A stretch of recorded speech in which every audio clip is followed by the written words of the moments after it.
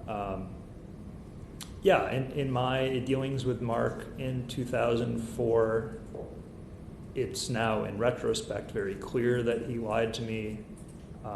Putting together the report, I think it's the first time anyone has really comprehensively sort of lined up the timeline of what happened to me with what happened with the Winklevoss twins. And it's clear that Mark, while he was lying to me, was also lying to the Winklevosses, was also lying to Harvard College, may have also been lying to his parents. And because I find it difficult to believe that his parents would have approved, as he claimed, of exactly what he was doing. And so, that was just the start, of course. And since then, we've seen a number of occasions, which I think were put into a nice, concise timeline by Jeffrey Fowler at the Washington Post, where Mark has had to apologize, make promises to do better at least 14 times. So it does seem to be a pattern.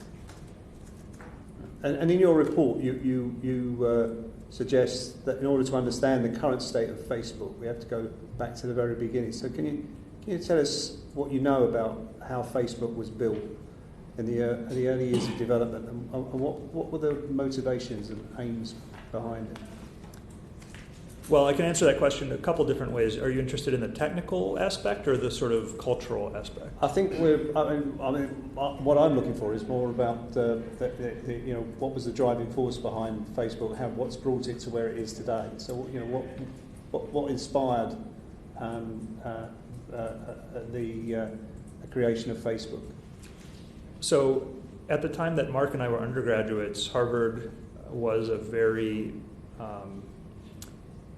sort of fractured landscape culturally and socially. Based on the British system, each house had its own Facebook, both paper and electronic. And the problem that I ran into was that if I wanted to call my friend in Winthrop House, for example, I had to actually have access to Winthrop House Facebook in order to find their phone number. And because I lived in Lowell House, I couldn't get onto it, so I couldn't actually find contact information. This is a very basic, concrete sort of problem. And so I built my Facebook in order to solve that. I called it the Universal Facebook, and this all happened around the same time that the Harvard Crimson put out sort of a public cry saying, we need a universal Facebook, this is ridiculous already. And the Harvard administration, for whatever reason, was not particularly receptive to that request. So I built mine in September 2003. Mark got into his sort of kerfuffle with the Winklevosses in November, December 2003, and then we had dinner on January 8th, 2004, discussing the fact that I wanted help to build my system because I was being overwhelmed by homework and coding and all the other responsibilities of being a student. And he wanted help with his undisclosed, unnamed project, which he wouldn't really tell me a whole lot about, and asked me to keep confidential, even though I didn't know what it was. I guessed that he was building a Friendster for Harvard based on our previous discussions, but I wasn't sure. And then 3 days later, without telling me, he bought the domain name, thefacebook.com, hoping to keep this secret from me and from the Winklevosses, who he met, I think, 3 days after that, to tell them that he wouldn't be really able to finish their project. So the initial need, from my point of view, was based on Harvard's structure as an organization. From Mark's point of view, I think he was looking to build something cool. That definitely came up a few times as we talked. I think he wanted to build on prior work that he'd done with something called Course Match, which let you sort of see who was in your courses. And of course, before that, there was the infamous Face Mash, where you could compare images of usually female classmates to see who was hotter. So I think we came at this from slightly different angles. Mine was a little bit more utilitarian. His was more just building something cool. So I mean, do you think that he saw something in what you'd created that could go way beyond just a close student community? You think he saw that opportunity that early?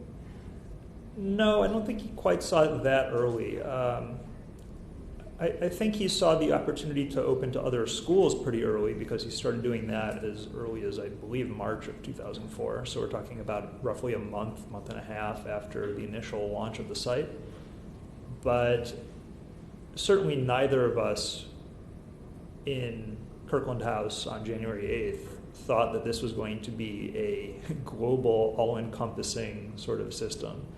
And I would have found that horrifying had I known that that's what would have happened. I already, within the first few minutes of talking to Mark about his unknown project, expressed that if he was building what I thought he was, it could end up being a privacy nightmare, and I use those specific words. And again, we're talking about thinking that this would be a scale far, far smaller with maybe a few thousand members. Mark clearly disregarded that sentiment and has managed to, I think, sideline everyone since who has expressed something similar, such that he's always been surrounded by sycophants who are willing to agree with him that growth is the only sort of worthy goal for an organization like Facebook. And that's what drives him. That's what has driven him. And who are the other sycophants? Well, there's been so many. The media, unfortunately, I think for a good 10 or 12 years, propelled Facebook to stratospheric heights. There was really nothing anyone could say that was critical that would make it into print for a very long time. I was supposed to be interviewed for the 60-minute segment, I believe the first one, where Leslie Stahl interviewed Mark. The producer, Shachar Baron, was somebody I talked to. He knew my position. He knew I was critical. They cut my involvement from that. I was supposed to be on Bloomberg TV at one point, involving a lawsuit that I filed that included Facebook for money transmission issues. That interview was canceled. There was a GQ magazine article that was supposed to profile my early involvement. That article, and this was many years ago, but that article, I believe, was turned into a profile of Mark's genius. And so, there was a lot of cheerleading from the media, and then you have the notable contribution of Ben Mesrick. This is a popular author who created the book that the movie The Social Network was based on, and I think The Social Network had an enormous impact on culture in Silicon Valley and on venture capital circles in terms of what people thought the goal was. And for many years, venture capitalists thought that the goal was funding another Mark Zuckerberg and another Facebook. So I could go on, but there's a very long list, and I should at least acknowledge that Sheryl Sandberg and Andrew Bosworth and other Facebook executives from the early days are in that list. But there's a long list of people who have enabled Mark. Can I just move back to what you were saying earlier on about the fake accounts and non-existent people? So as I understand it, companies pay Facebook to advertise to gain access to these, and you're alleging that what is being paid to Facebook is inflated because they're assuming that they're advertising to more people than actually exist. That's correct. On the platform.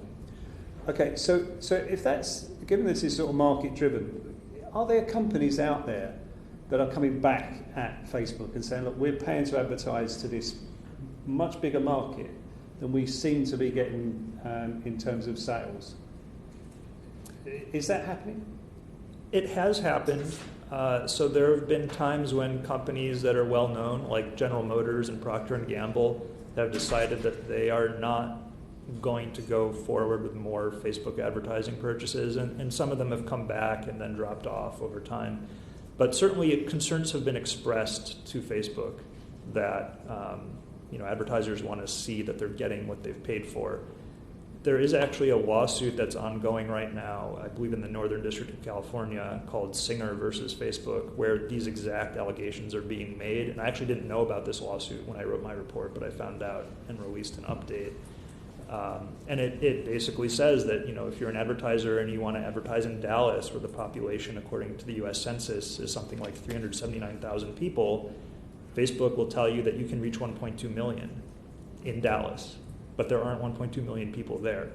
So there's a fundamental problem. And my understanding is that that lawsuit has been allowed to proceed, so it's moved past the motion to dismiss stage. We'll see what happens with it, but I think advertisers are starting to get more clued into the fact that they need to be more vocal. Right. So because you'd expect the market to react quite quickly to, you know, if I'm spending this much on as a company on advertising, and I don't get the return on that because I'm not really advertising to the number of people I thought I was paying for, wouldn't I quite quickly go back to Facebook and say, well, hang on a minute, this is not reflecting in the sales. What's going on here? Shouldn't we be seeing a lot more of that? Well, unfortunately, that involves the assumption that everyone has perfect information. And with Facebook, as I think this committee has seen a lot of times, what you have is a black box. So advertisers are really in the dark when it comes to how effective their campaigns are. Their numbers are coming from Facebook. And so if Facebook says you're doing great, you know, 1 million people just saw your advertisements, they're not also saying, and, you know, 450,000 of those million are not real people. No. There's no indication of what could go wrong, just what's going right. Yeah. And so the lawsuit in the Singer case, and also I think in a different case that I cite in my report, this litigation is starting to highlight times when Facebook's engineers have said that, you know, maybe our video metrics were, and I can't remember the exact numbers, it's in the report, but, you know, to use an example, like 10% off. And then it turns out actually they were 900% off. You know, those kinds of things are happening with enough frequency that even with imperfect information, people are starting to figure out there's a problem. Thank you, Chair. Thank you. Gillian. Thank you, Chair. I have to say, I'm very struck by some of the words you've used during your evidence. I mean, one phrase earlier on says, Facebook lost control of the platform and will never get it back. Is that basically, yes. Yeah. So that's quite a start thing. In that respect, then, if they're now looking at effectively sort of merging the infrastructure of Facebook Messenger, Instagram, and WhatsApp, I mean, what sort of potential pitfalls does that actually open up?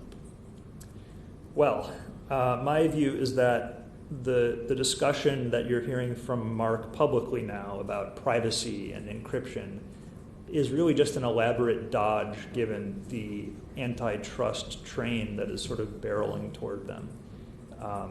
The great thing about using encryption with communications is that it makes them very difficult to separate because encryption requires the use of keys. And if you have a key on one side, and I don't want to get into a long technical description here, but effectively there needs to be some way to transmit it to the other side. And if the platforms are separated, that becomes more difficult in terms of trust and technical abilities. So I think that has relatively little impact on the fake account problem. It does have the potential sort of side effect that if you have fake accounts that are spewing disinformation and that disinformation is now encrypted, it may be even more difficult for regulators to monitor and address obvious cases. Could it just pop up then just go again and literally it would never really be traced? Well, it depends on the type of encryption and the capabilities of effectively government agencies to break that encryption, but it would be much, much more difficult in a reasonable amount of time. Because that sounds absolutely terrifying compared to where, you know, on Facebook, to a certain extent, we've sort of got used to this, haven't we? You know, over the last year or so, as we've been looking into this, that somehow, you know, it's there, it's a page, you know, you can see it, and although there's certain key sort of things that you can see that sort of identify it as a fake account. And although you say that, and it's clear that their systems of analysis and tracking down and taking down are grossly inadequate.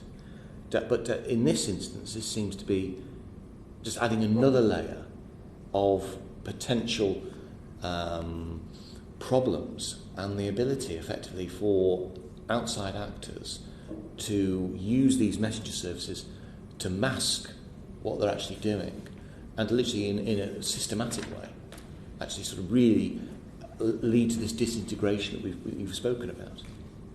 It's troublesome for sure. I don't want to be too alarmist about that, because you have to keep in mind that right now a lot of disinformation spreads through a one-to-many relationship. So if I post something on Twitter, maybe I don't have that many Twitter followers, but maybe 1,000 people will see it. If you're dealing with encryption, it's not going to work that way. It's going to be a one-to-one relationship. So it would take a bad actor using an encrypted communications device or an account 1,000 times longer potentially to reach those 1,000 people, or to put in 1,000 times as much effort. On the other hand, there are programs that are probably capable of doing that. So it certainly complicates things, and it gives Facebook the excuse that they can't regulate it because they can't see what's going on. But of course, they are going to be the ones enabling that state of affairs. So it's important to always get to the root of the problem here. The old lie that Facebook used was that openness was a universal good. And the new lie is that encryption is the same as privacy, which is not true, and that privacy is a universal good. So we're seeing Mark do a total 180 here out of necessity, because the old model isn't working for him anymore, and so they need a new model. And after this model, they're going to be out of models.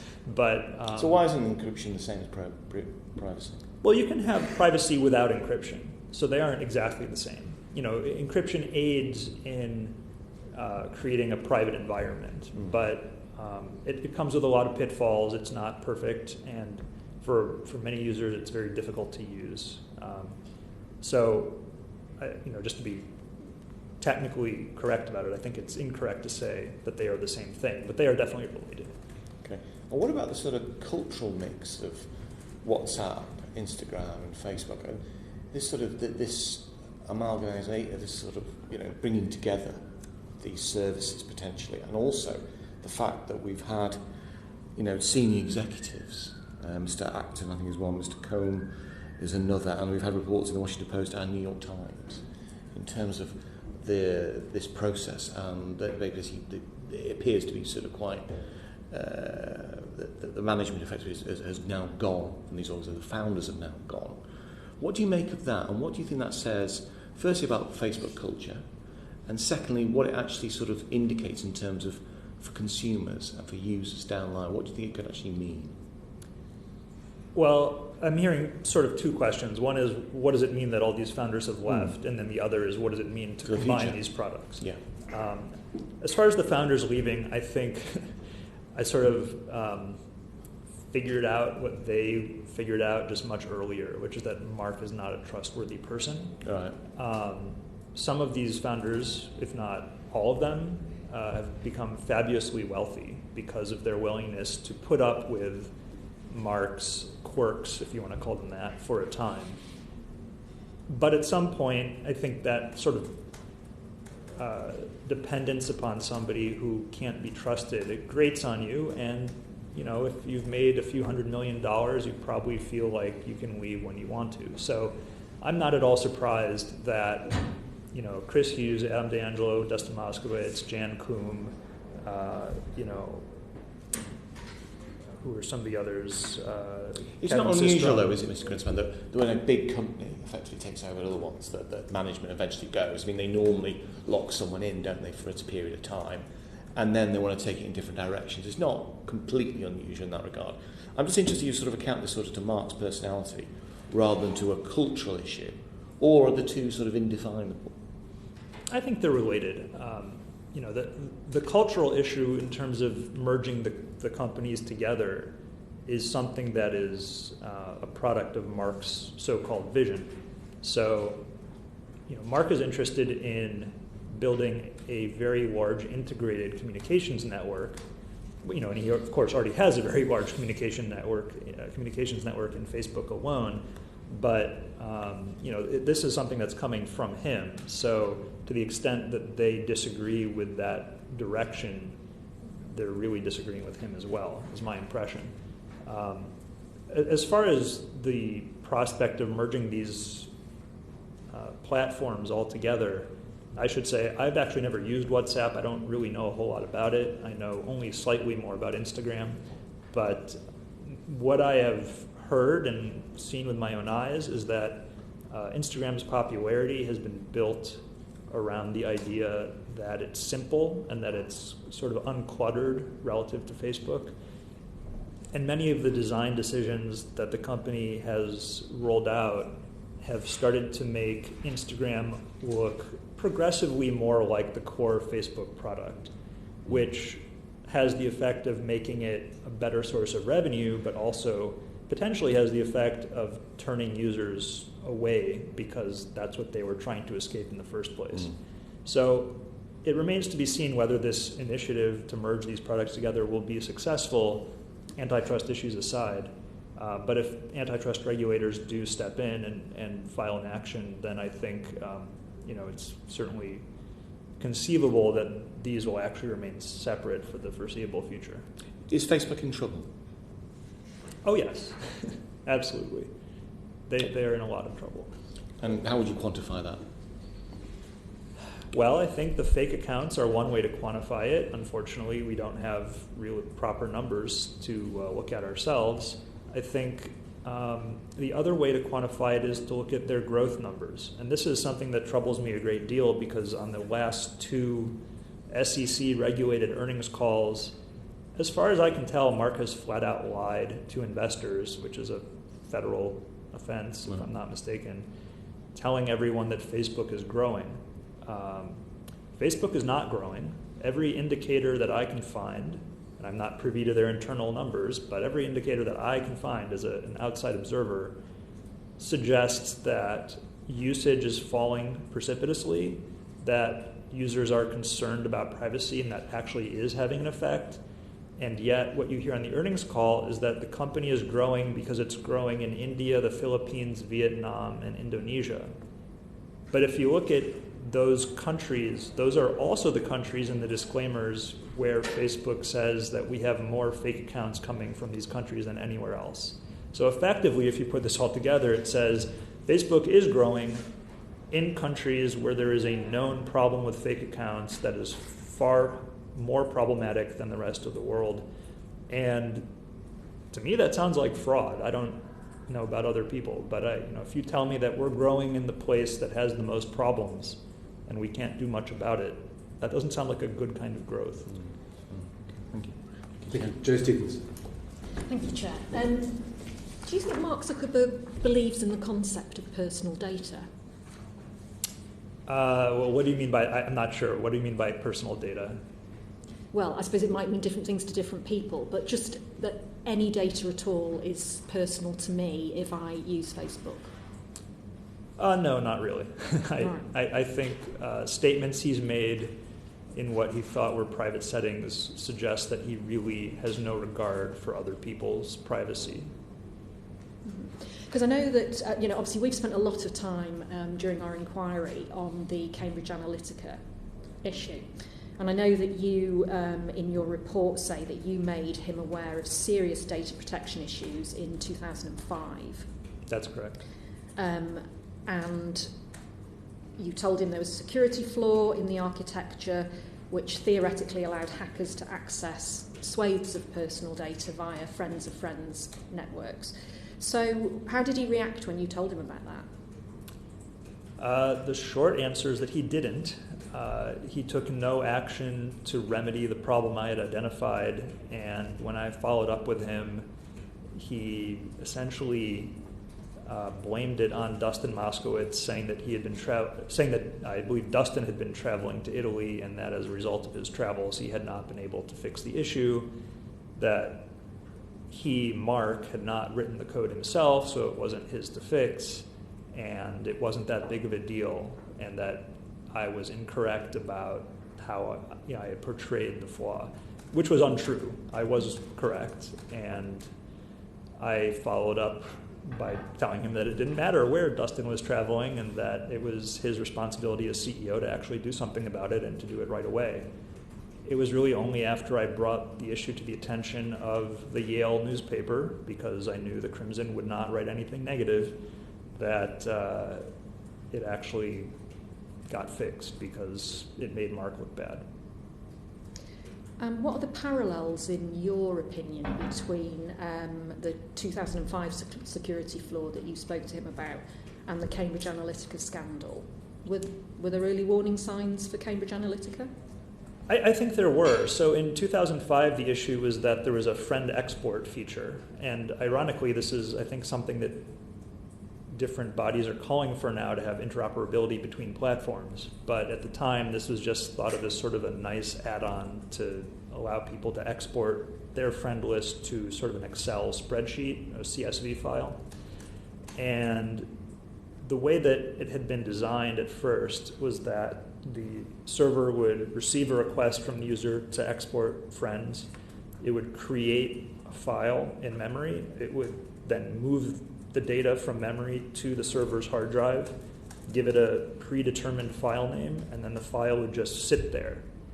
So that if any other user on Facebook, and we're talking about a lot of users, came along, understood that these file names were predetermined and that they were all just sort of sitting around on the hard drive, they could download anybody's exported friend list. And the friend list contained birthdays, cell phone numbers, screen names, I think home addresses. And, that's not necessarily going to ruin someone's life instantaneously, but it's not really a good thing to have around for the purpose of preventing identity theft. So the most glaring problem I saw was that if you had an especially popular user, and the example I gave to Mark was the former president of the undergraduate council at Harvard, the student government. This person had somewhere between 700 and 1,000 friends. But all I needed to do was find his one file. And so with one person's ID number, I could get the birthdays, home addresses, cell phone numbers, and whatever else of 1,000 people. So that seemed like a pretty big issue to me. And, I've only heard about Cambridge Analytica as a person on the street. I've had no involvement whatsoever, but my understanding of the issue is that it's pretty much the same thing. It's a friend-of-friend issue. It's a functionality that was designed into the Facebook platform. So a lot of the media coverage and possibly even Facebook's own descriptions have referred to this as a data breach. This wasn't so much a breach as it was a designed behavior. Mm-hmm. And that design was made so on Mark's orders. So to say, when did Mark know about Cambridge Analytica? I don't know the exact date, but I told him about this issue with Friends of Friends, I believe, on April 7th, 2005. So that gave him plenty of time to mitigate that concern going forward. Okay. And you've talked about the fake accounts and how, in your view, there's effectively fraudulent activity. It is obtaining money by deception from advertisers if you're exaggerating the audience that they can reach. In terms of, I'm going to call it lying about the numbers of accounts to advertisers, do you think that Facebook, Mark Zuckerberg, is also doing that to shareholders and investors? Yes, I think Mark has committed securities fraud on a number of occasions. I think it's been incredibly blatant, and the SEC has done nothing about it because they're afraid of targeting a billionaire. Also because they actually have one commissioner in particular, Hester Pierce, who believes that the market will sort out all issues and that there's really no role for the SEC, which is a common theme in the Trump administration with any federal agency now. But I think it's egregious. And I frankly can't believe that it's allowed to happen with the frequency that it is, and yet there's seemingly no repercussion for lying to shareholders. To be fair, Mark is not the only executive who lies to shareholders on a regular basis. We see this with Elon Musk. We see this with pretty much every large company in some form or another. It's unfortunate that that's the state of affairs, but I do think it's been very clear and in broad daylight. And if people heard the calls that investment banks have with their private clients, they would see that the public research reports they put out bear little to no resemblance of what the analysts actually think. And we've seen this movie before in the financial crisis and the dot-com crash. It's really nothing new, but it's still how business is being conducted. I saw a New York Times piece yesterday about pension funds who are investors in Facebook. And there's a quote here from New York City Comptroller Scott Stringer, who oversees a city pension fund that has Facebook shares, and he says, Facebook's insular boardroom must be cracked open because the company has no accountability to its users, its investors, or our democracy. Would you agree with that? Absolutely. Thank you. And it sounds like what you're saying is that from your perspective, from the birth of the company, there was a trade-off between growth and privacy, and that dial was set very firmly in favour of growth. Yeah, the way I would describe it is a trade-off between quantity and quality, and the quantity being the number of users and the quality being the type of user on the network and the quality of the content produced. Yeah. Thank you. Ian Lucas. Does Facebook share personal data with its app developers, with app developers it works with? Well, that's something where I'm not exactly sure of what they're doing right now, but my sense is that generally yes, but that has changed over time as far as the degree to which they've shared information. When the Cambridge Analytica story broke and Christopher Wiley gave evidence, there was a huge furore about the transfer of Facebook data and the involvement of Alexander Kogan and so on. And at that point, Facebook's public face was that they were shocked by what had happened and so on. Do you think that was a genuine response by the company? I know that it wasn't. I previously worked with somebody who would, I think, be best described as having been on Facebook's growth team, whose name was Ed Baker. Ed was one of the recipients of at least one of the emails that this committee made public from the litigation in San Mateo County, the 643 case. And when I worked with Ed, which was just before he began working for Facebook, at one point he suggested that for the software we were building, and I was a co-founder, so I was not in some, I was a tiny company, but I was not someone who would have no knowledge of this. I was the other co-founder with Ed Baker. Ed suggested that we should ask users for access to their address books on their iPhones. So this would be a yes or no question. Can we have access to your address book? And regardless of whether the answer was yes or no, we should take that data anyway and use it to send emails to other potential users based on what we obtained. And that way we would grow our product. And at that point I quit, because as far as I was concerned, that was unethical. I didn't know at the time if it was illegal, but that is illegal. And Ed was involved for years with the growth of the Facebook platform. What date was that? What year was that? 2007. So right from the early days. Early days of the Facebook platform. He didn't yet work for Facebook at that point in time, but just after I quit, he continued working on that project for a few more months, and then he went to Facebook. Because when we had evidence from Lord Allen on behalf of Facebook, and I asked him to provide me with an example of a company that Facebook had stopped working with for sharing data. And my understanding is that apart from those companies that have become public, I mean, for example, Alexander Kogan or Cambridge Analytica, there are no examples that we've been supplied by Facebook. And I've come to the conclusion personally that it's not, the reason for that is because there aren't any, because it's the modus operandi of the company. In other words, their shock was actually invented. Do you agree with that? Yes.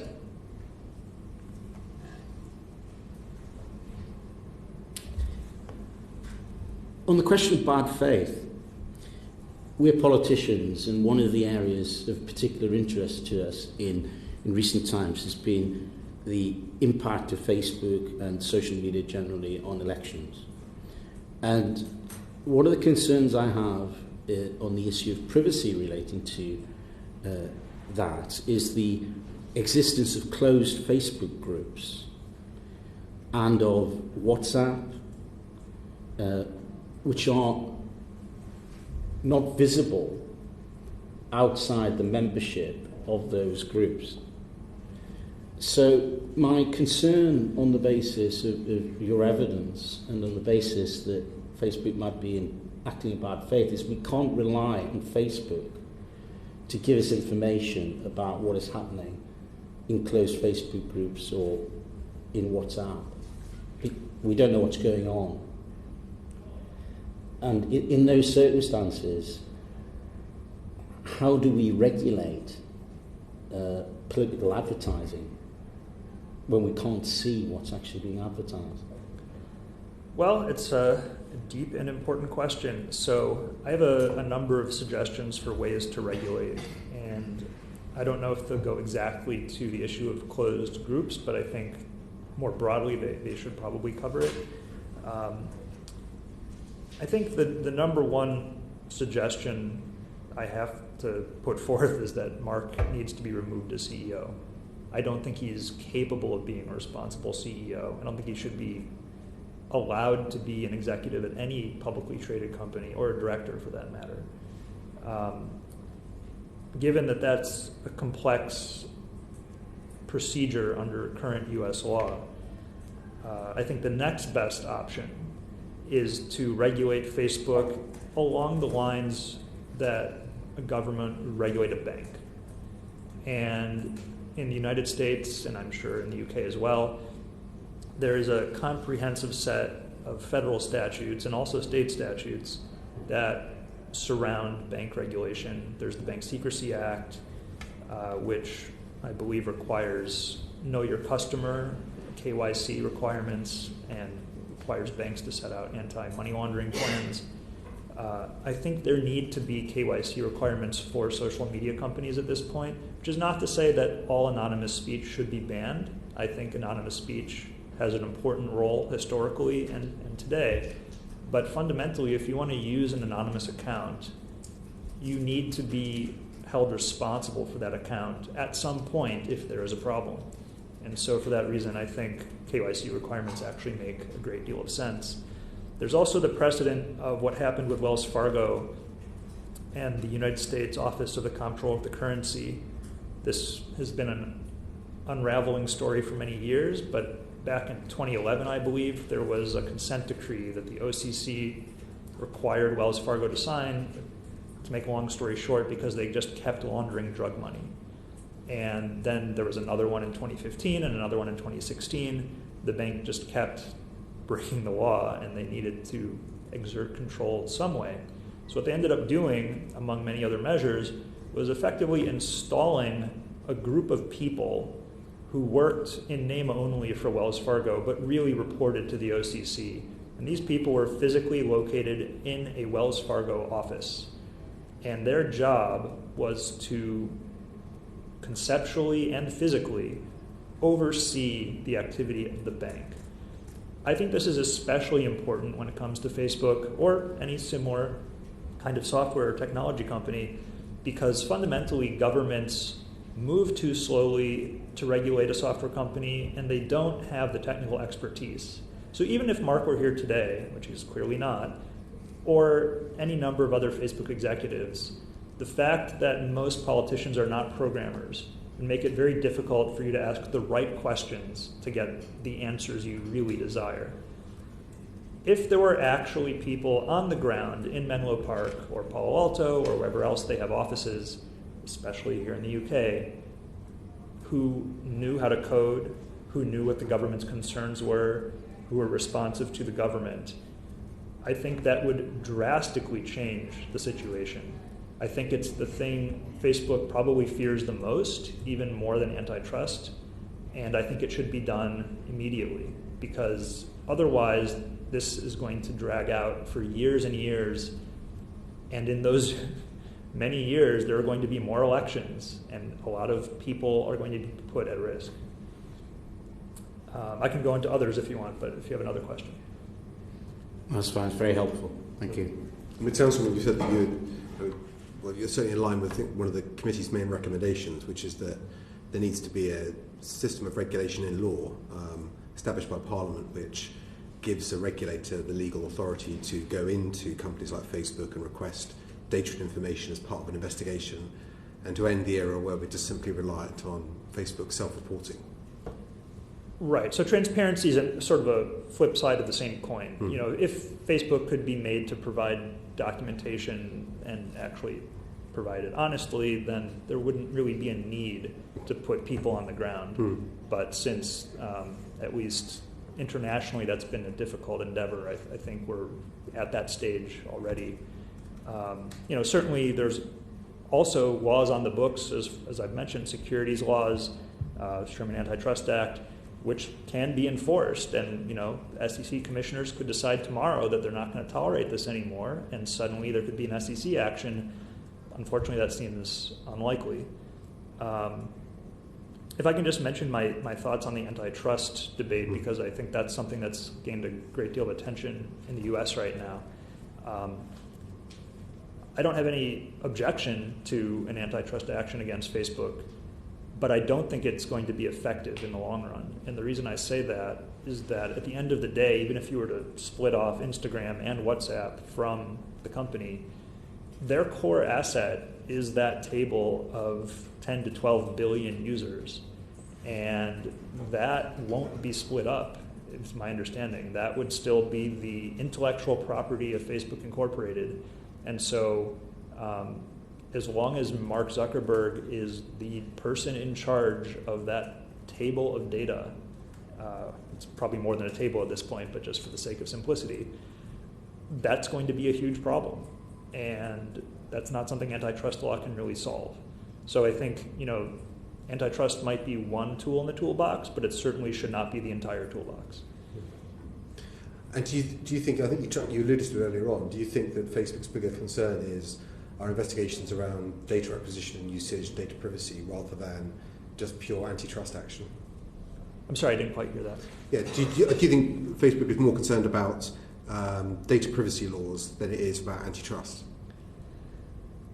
You know, it's hard for me to really say what their general counsel views as the biggest threat, but I would say they're probably about the same order of magnitude. They'll require a lot of changes internally. One of the effects of antitrust cases, or at least scrutiny, is that it makes a lot of communication in the company move offline. So it will potentially slow down the development of new products, slow down fixes that they need to get out for at least, if nothing else, PR purposes. So I think they're both probably viewed as disruptive, but I think transparency around the fake account issue is probably the number one problem. Yeah. And just finally, you said earlier on, well, you said that you thought that the Facebook prioritised the quantity of users over the quality of users in the way that was growth. And you said, obviously, at the start of Facebook, the policies allowed the gathering of friends' data, and also allowed developers to have access to that data as well, to encourage developers to develop tools that would make people want to use and revisit Facebook. I mean, do you agree with the contention that's come out of one of the contentions that's come out of the San Mateo 643 case, that the purpose behind the platform policy changes in 2011-12 is not to protect users' data, but to stop developers acquiring too much Facebook data? I don't want to speak to their exact intent there, because I haven't read enough of the case materials, but I think something that is fairly easy to believe is that a lot of these policies were made up as they went along. I don't think they fully realized how much interest there would be in the platform and how quickly developers would figure out how to exploit it. And so, much like the fake account issue, they probably started off with a suite of protocols and policies for how it would work, thought that would be adequate, and then quickly realized that actually they needed to do a great deal more if they wanted to have tight control over this. It appears that tight control is never really even considered or achieved, but I would generally agree that that this is not something they planned on exactly, and that they're sort of in catch-up mode now. Yeah, but certainly, from what you said, your assessment will probably be that the motivation for these changes was not a sudden change of heart and belief that user data should be kept more private. But no, that's never been their main concern. Yeah. Thank you. I think that concludes the questions from the committee. Unless there's anything, any other statement you wish to make here, Mr. Greenspan, I think we can conclude. I think just one last regulatory suggestion, if I have another minute, is in alignment with the KYC suggestion. I think there may be a role for taxation here as well in terms of imposing a social media tax. It's clear that there are externalities, economic externalities to allowing social media to function the way that it does today. And if users were required to pay a small tax in order to register for a social media account, that would, A, provide revenue to fund countervailing forces such as investigative journalism, and by virtue of the fact that a payment is being made, it would require some sort of identification. Identification, as we've been talking about, is really key. And just quickly going back to one other point about elections, Facebook is now claiming that they've solved the election ad problem because they're verifying advertisers, I guess, with a postcard, so they have a physical mailing address. All that does is encourage the creation of shell companies so that somebody has a physical location somewhere. It doesn't necessarily mean you know who they are. So I think having a social media tax would make this entire process far more manageable for governments. Certainly there's going to be a large contingent of politicians and users who hate the idea of there being a tax, but this doesn't have to be a very large dollar amount or pound amount. It just has to be enough to prevent the sort of runaway catastrophe that we've been seeing. Thank you. Thank you. That concludes our questions, and thank you for travelling all this way to give evidence to the committee. My pleasure.